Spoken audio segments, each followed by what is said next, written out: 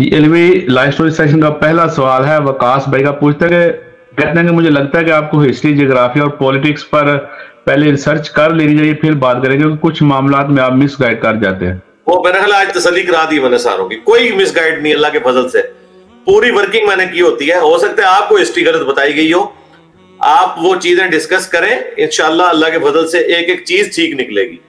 क्योंकि मैं तो किसी पार्टी का, एस्टेब्लिशमेंट का एजेंडा तो नहीं लॉन्च कर रहा, मैं तो वो बात बयान कर रहा हूं जो बिल्कुल दुरुस्त है अल्लाह के फजल से। और अगर कहीं कोई गलती निकली तो उसमें मैं माजरत करूंगा। हाँ, अगर आप मेरे छोटे छोटे क्लिप उठा के देखते हैं, बात मैंने किसी और कॉन्टेक्स्ट में की होती है और आप उसको उठा के लेते हैं, तो फिर वो तो जिसे शौक है वो जेलम अकेडमी तशरीफ ले आए, इंशाल्लाह फैक्ट्स एंड फिगर से आके साबित करें, हम उसके साथ बैठ के अपनी तौबा रिकॉर्ड कराएंगे।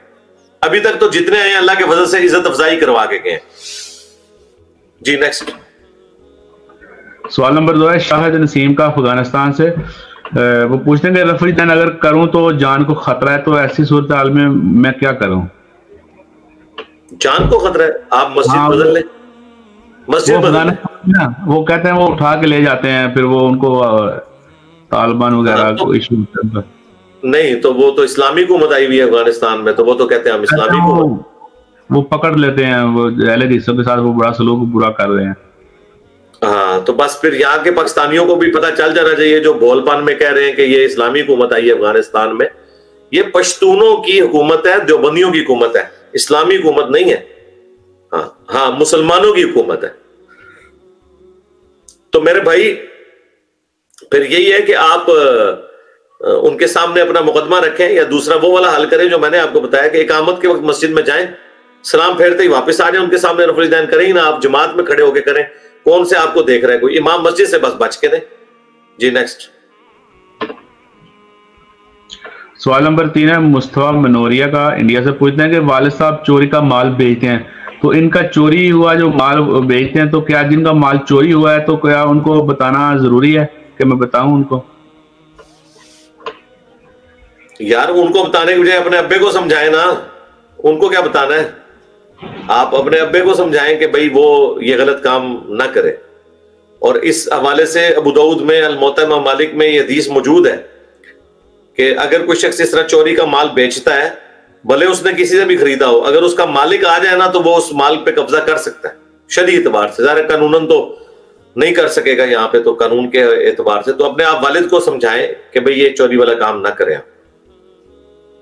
जी नेक्स्ट सवाल नंबर 4 मोहम्मद एहसान का खानेवाल से पूछते हैं अगर नमाज में सतर खुल जाए तो उसको कैसे संभालें, कैसे मैनेज करें? सतर तो नमाज में खुल नहीं सकता, पता नहीं कैसे खुल गया। अगर तहमत भी बांधी हुई है, अगर सही तरीके से बांधी जाए तो तहमत तो कोई खींचे भी तो नहीं खुलती है।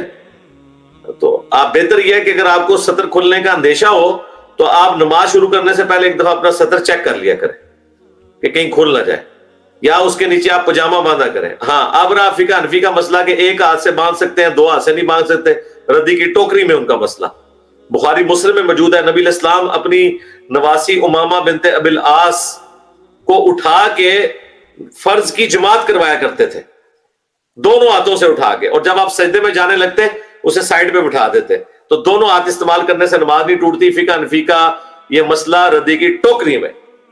नेक्स्ट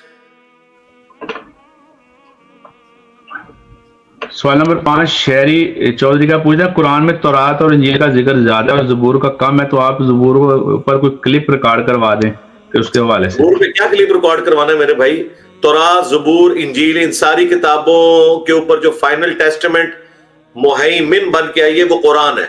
तमाम इल्हामी किताबों का जो खुलासा है वो कुरान है। हमें कोई जरूरत ही नहीं है कि हम ज़बूर के ऊपर क्लिप बनाएं, बस सिर्फ इतना काफी है कि वो हजरत दाऊद अलैहिस्सलाम पे नाजिल हुई थी।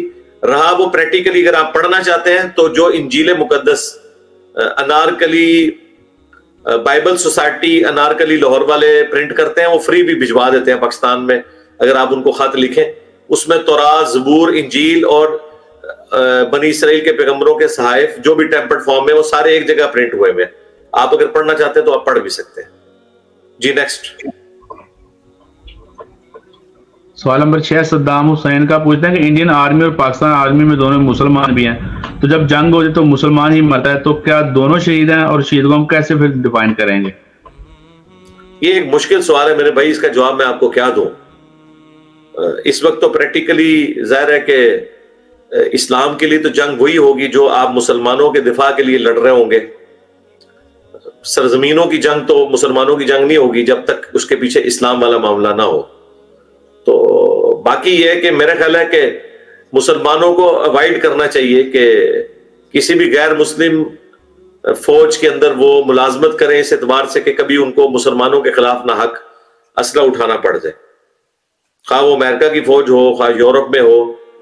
और अगर वो फौज के किसी ऐसे डिपार्टमेंट में है जिसमें असला उठाने वाला मामला नहीं, बाकी मामला है, उसमें कोई गुंजाइश नहीं कर सकती है। बाकी रह गए जो पुलिस वाला या और बाकी मामला हैं, वो आप जॉब बेशक करें, ज़ाहिर वो तो कानून की पासदारी के लिए मामला हो रहे होते हैं। ज्यादा मसला ये जंगों वाला होता है। जी नेक्स्ट सवाल नंबर 7 मोहम्मद अनस का पूछते हैं कि मोहम्मद मौला अलैहिस्सलाम जंगों में कभी पीछे नहीं रहे, लेकिन खुलफाए राशिदीन के दौर में वो इतने एक्टिव नजर नहीं आते। क्या उन्होंने जंगें नहीं लड़ी या लड़ी हैं, तो फिर कौन सी लड़ी हैं उनके दौर में? खुलफाए राशिदीन के दौर में खुलफाए राशिदीन ने भी जंगें को नहीं लड़ी। सिर्फ मौला अली का तो मसला नहीं है, ज़ाहिर है वो तो थिंक टैंक्स में थे ना। मौला अली ने आपको वर्ल्ड कप जिता दिया, ठीक है, और खैबर में, खंदक में, बदर में हजरत अली नजर आते हैं, और तो आपको किसी साहबी का आप नाम नहीं बता सकते कि उन्होंने इतने काफिर मार दिए।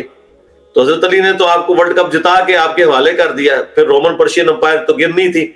तो उन बड़ी जंगों में तो खुलफाए राशिदीन भी खुद नहीं गए, क्योंकि मदीने में रह के ये लोग एक समझ लें इसी तरीके से जैसे प्राइम मिनिस्टर ने या आर्मी चीफ ने तो जंग महाज पे नहीं लड़नी होती ना, जाके उसने तो गाइडलाइंस देनी होती है। तो हजरत अली जो है वो उस मेन मजलिस शूरा के अंदर थे, जो मदीना शरीफ में बैठी हुई थी, जो इन सारी एक्टिविटीज को ओवरऑल देखा करते थे।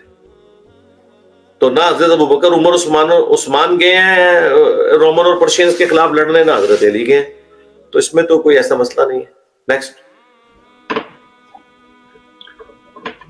सवाल नंबर 8 है जमान भाई का, पूछते हैं जो हुकूमत हमसे जरी टैक्स लेती है तो क्या वो भी उशर में ही शुमार हो या अलहदा से निकालना पड़ेगा, क्योंकि हम वो टैक्स भी तो दे रहे होते हैं ना? मेरे भाई ये मैं फैसला इस एतबार से तो नहीं कर सकता। उसकी वजह यह है कि गवर्नमेंट जो आपसे जरी टैक्स ले रही है वो किस चीज का ले रही है ये अब देखा जाएगा। अगर उसके अगेंस्ट आपको कोई फैसिलिटीज दे रही है तो फिर तो वो उसके अगेंस्ट आप फैसिलिटीज अवेल कर चुके हैं, ठीक है। मिसाल के तौर पे अगर आपको वो पानी प्रोवाइड कर रहे हैं या नहरी पानी उन्होंने प्रोवाइड किया आपको, तो ज़ाहिर उन्होंने फैसिलिटी दी है ना, तो उसका टैक्स तो उन्हीं को देना चाहिए ना, आपने खरीदा है तो अल्लाह का हिस्सा आपने अल्लाह को देना है।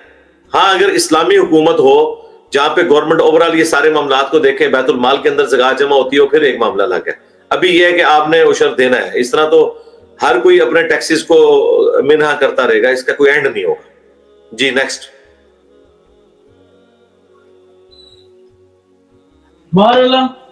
जी अली भाई, सवाल नंबर 9 है शाहरोज मुख्तार का, पूछे इब्ने अबी शैबा में 3959 रवायत है कि नाक के नीचे आजमाने वाली, तो इस हवाले से कुछ बता दें।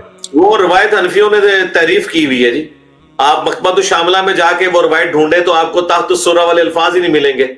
खुद हनफी उलमा भी मानते हैं कि ये नुस्खे में बाद में दाखिल किया गया, ओरिजिनल अरबी नुस्खों के अंदर वो अल्फाज ही मौजूद नहीं है, और ये बिल्कुल जाली काम किया है। आप सॉफ्टवेयर जो मकबत शामिला सऊदी अरब ने सॉफ्टवेयर बनाया है, ठीक है, वो आप सॉफ्टवेयर देखें, उसमें वो नंबर डालें तो उसके अंदर आपको तहत सूरा वाले अल्फाज ही नहीं मिलेंगे। वो जो आखिरी अल्फाज है वो जाली बाद में किसी ने दाखिल किए। सिर्फ हदीस इतनी है, और वो हदीस बिल्कुल सही है कि नबी अलैहिस्सलाम दायां हाथ बाएं पे रखा करते थे, बस। अगले अल्फाज तो जाली है जो बीच में दाखिल किए हुए, वो कलमी नुस्खों में मौजूद ही नहीं है।